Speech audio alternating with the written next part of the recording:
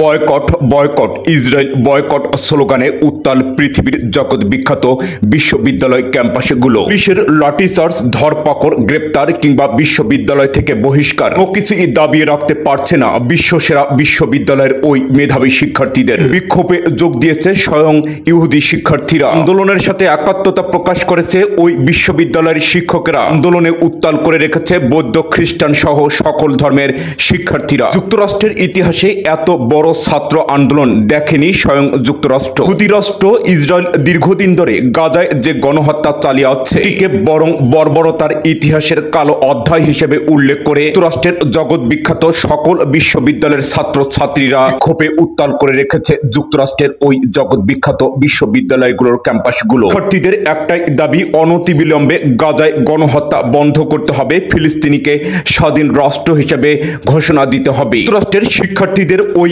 আন্দোলনে নজিরবিহীন হামলা চালিয়েছে যুক্তরাষ্ট্রের প্রশাসন। যুক্তরাষ্ট্রের পুলিশ শিক্ষার্থীদেরকে মারধর করেছে, হাজার হাজার শিক্ষার্থীকে গ্রেপ্তার করেছে, অনেক শিক্ষার্থীদের ওই বিশ্ববিদ্যালয় ক্যাম্পাস থেকে বহিষ্কার করা হয়েছে। যুক্তরাষ্ট্রের বিশ্ববিদ্যালয়গুলোর শিক্ষার্থীদেরকে গণগ্রেপ্তার, পুলিশের মারধর কিংবা বিশ্ববিদ্যালয় থেকে তাদেরকে বহিষ্কার কিছুই থামিয়ে রাখতে পারছে না ওই সমস্ত শিক্ষক ছাত্রদের আন্দোলনকে। যুক্তরাষ্ট্রের শিক্ষার্থীদের আন্দোলনের দাবানল ছড়িয়ে পড়েছে সমস্ত ইউরোপ দেশগুলোতে। যুক্তরাষ্ট্র, যুক্তরাজ্য সহ ইউরোপের বিশ্ববিদ্যালয়ের শিক্ষার্থীরা অনতিবিলম্বে গাজায় গণহত্যা বন্ধ করে ফিলিস্তিনিকে স্বাধীন রাষ্ট্র ঘোষণা না করা পর্যন্ত ক্যাম্পাসে ছাত্র আন্দোলন চালিয়ে যাবে, এমনটাই প্রত্যয় ব্যক্ত করেছেন। সমস্ত বিশ্ববিদ্যালয়ের শিক্ষার্থীদের একটি দাবি, অনতিবিলম্বে ইসরায়েলকে বয়কট করতে হবে। যুক্তরাষ্ট্র, যুক্তরাজ্যের শিক্ষার্থীদের ওই আন্দোলনে মত হয়ে একইভাবে একই কাতারে আন্দোলনের দাবানল ছড়িয়ে দিচ্ছে। শিক্ষার্থীরা এটিও দাবি করে বলেছে, ইসরায়েল একটি সন্ত্রাসী রাষ্ট্র,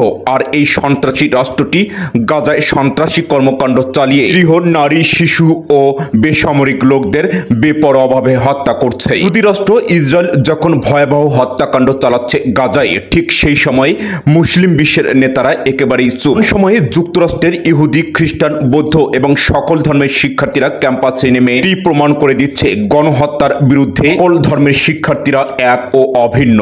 মুসলিম বিশ্বের নেতাদের চোখে আঙ্গুল ধরিয়ে দেখায় দিচ্ছে, ইসরায়েলের গণহত্যার বিরুদ্ধে তোমরা কিছু করতে না পারলেও এমন মুসলিম গণহত্যা আমরা বরদাস্ত করতে পারি না। ইউরোপের ইতিহাসে এত বড় ছাত্র আন্দোলন দেখেনি ইউরোপের মানুষজন।